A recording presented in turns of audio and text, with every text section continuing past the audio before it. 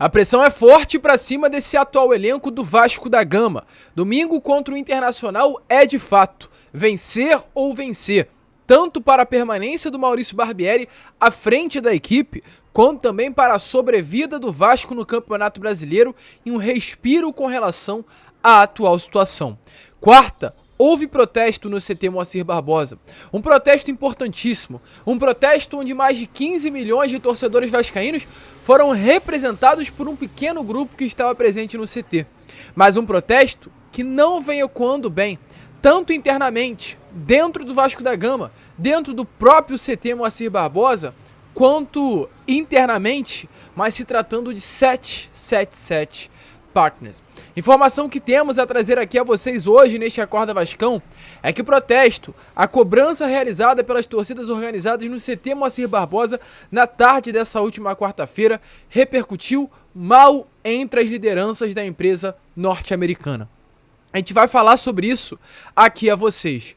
A 777 não gostou do protesto e eu já mando esse recado a eles, aos norte-americanos aqui na introdução do vídeo. Vocês não gostaram do protesto? O primeiro, vão se acostumando porque aqui é Vasco. Aqui não é Hertha Berlim. Aqui não é Red Star da França. Aqui não é Genoa. Aqui não é Melbourne City da Austrália. Aqui é Vasco da Gama. E vocês não gostaram do protesto? Que pena. A gente também não gostou de muita coisa que aconteceu nessa temporada. A gente não gostou de uma eliminação na segunda fase da Copa do Brasil pro Lanterna da Série B. A gente não gostou de uma goleada vergonhosa na segunda-feira pro Flamengo. A gente não gostou de ter hoje um elenco limitado. A gente não gostou de saber, durante essas últimas semanas, que o Vasco deve a Corinthians, a São Paulo, a Nacional do Uruguai, a Atlético do Tucumã, a Lille da França. Quanta coisa o torcedor vascaíno não gostou também, 777. Se acostumem, porque enquanto vocês entregarem isso ao Vasco, é isso que vocês vão receber. É protesto, é público zero e muito mais. Então mudem a postura de vocês para o torcedor também mudar a dele.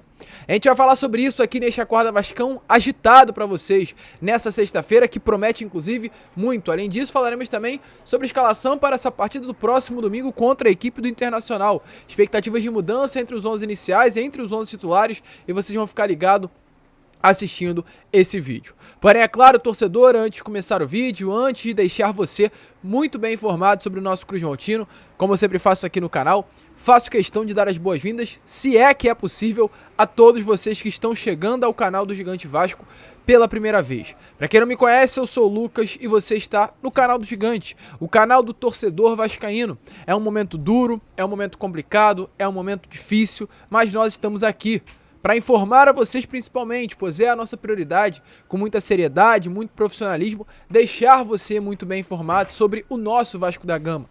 Mas acima de tudo, lutar pelo Vasco, cobrar, reclamar, criticar, não tem um torcedor vascaíno que está feliz com esse atual momento.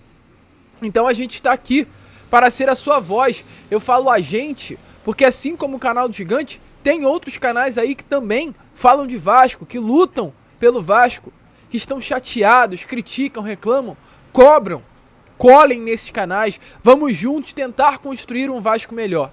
Essa é a hora, torcedor. Chegou ao nosso limite. E se nós não fizermos nada, nada será feito por eles.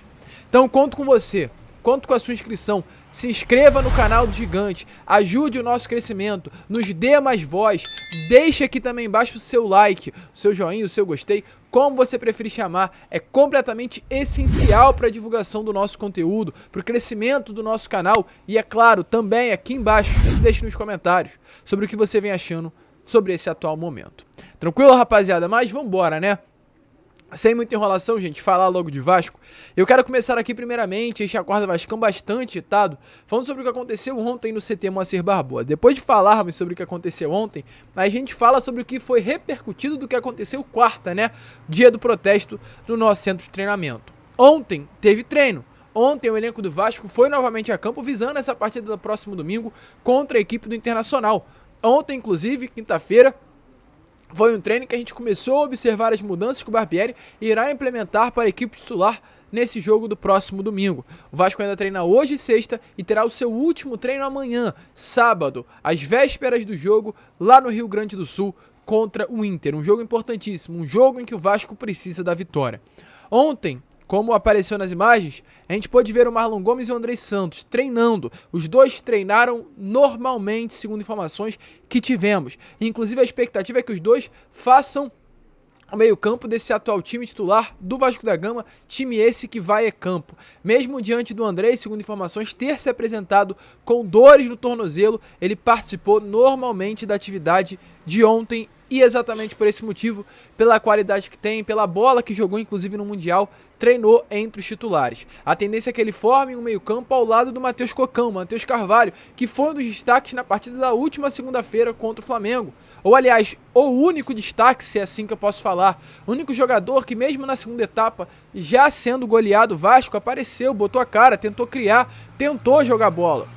A gente pode criticar, por ser um jogador que veio do Náutico, está emprestado do Náutico, hoje um clube de Série C, e às vezes era reserva do Náutico no início dessa temporada. A gente pode criticar isso, a gente pode criticar o passado do jogador, mas é inegável que na segunda-feira o que ele fez contra o Flamengo, a gente pode, querendo ou não querendo, sendo errado ou sendo certo, ter o desejo de ver o Matheus Carvalho no próximo domingo contra o Internacional. E volto a repetir o que eu falei, é uma loucura, né? É muito doido a gente sendo SAF, a gente esperando ter novos investimentos, ter reforço de peso, ficar com a expectativa de que o Matheus Cocão, Matheus Carvalho jogue bola nesse próximo domingo. Mas é isso, não é ele que temos? Não é ele que apresentou um bom futebol a segunda? Então é ele que deve sim merecer a titularidade, no lugar de Galarza, no lugar de Rodrigo. Ex-atletas não dá mais para o torcedor vascaíno aguentar. Então exatamente por esse motivo, volto a repetir, a escalação titular do Vasco contra o Internacional deve ser Léo Jardim no gol, na zaga Léo Pelé e também ao lado do Léo o zagueiro Manuel Capasso, pelo lado direito Pumita, pelo lado esquerdo Lucas Piton e no setor de meio campo uma trinca de volante, Andrei, Jair e Matheus Carvalho. À frente Gabriel Peck, Alex Teixeira ou Eric Marcos e Pedro Raul. Havia a possibilidade sim do Marlon Gomes compor esse quinteto do meio campo, mas o que aconteceu no treino de ontem mostrou essa mudança, da saída do Marlon e a entrada de um ponta mais aberto, ou o Eric Marcos ou o Alex Teixeira. E além disso, tivemos uma outra informação ainda mais surpreendente, a possibilidade da entrada do Ryan no lugar do Pedro Raul. Pedro Raul, de início, está confirmado entre os titulares, mas não estranhe-se o Ryan, cria das categorias de base do Vasco de apenas 16 anos, conquistar essa vaga de titular no sistema ofensivo.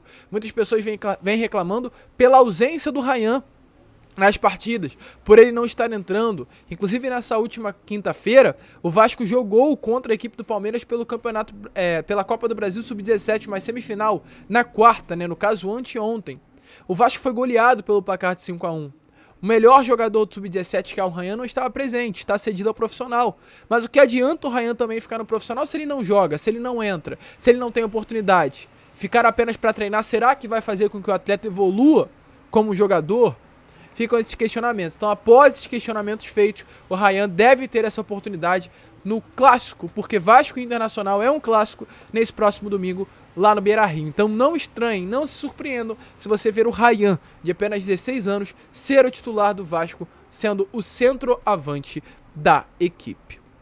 Essas são as informações que temos sobre campo, sobre treino, sobre time, mas sobre off, sobre bastidores. Informações são quentes, torcedor, mais quente do que já eram há alguns dias atrás, pois após a cobrança que aconteceu no CT Moacir Barbosa, nessa última quarta-feira, no caso anteontem, o clima é ruim, o clima não é bom. Informação que tivemos, já passamos a vocês no Boa Noite Gigante de ontem e volto a repetir a vocês, é que o clima é um clima de descontentamento interno com os dirigentes Paulo Brax e também Luiz Melo, pois foram os dois os responsáveis por abrir o portão do CT Moacir Barbosa para a entrada dos torcedores de torcidas organizadas. Porém, mesmo abrindo o portão para eles, os dois não colocaram a cara para conversar, para esclarecer, para se posicionar. Então isso foi cobrado, porque eles autorizaram a entrada, mas não tomaram a frente das conversas. Então esse é o clima hoje, um clima de cobrança, um clima de descontentamento.